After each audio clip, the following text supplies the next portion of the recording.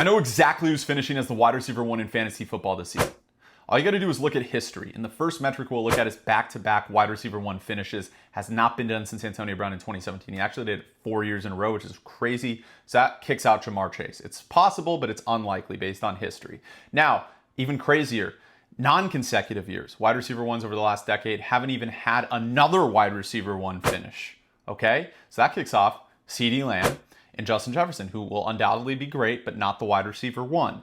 Now, if we look at this final metric here, this is the most important one. They have to be top 12 in fantasy points per game the year previous to qualify to be the wide receiver 1. And the only wide receivers left that fit that metric are Amon-Ra St. Brown, Brian Thomas Jr., Puka Nacua, Malik Neighbors, and Nico Collins.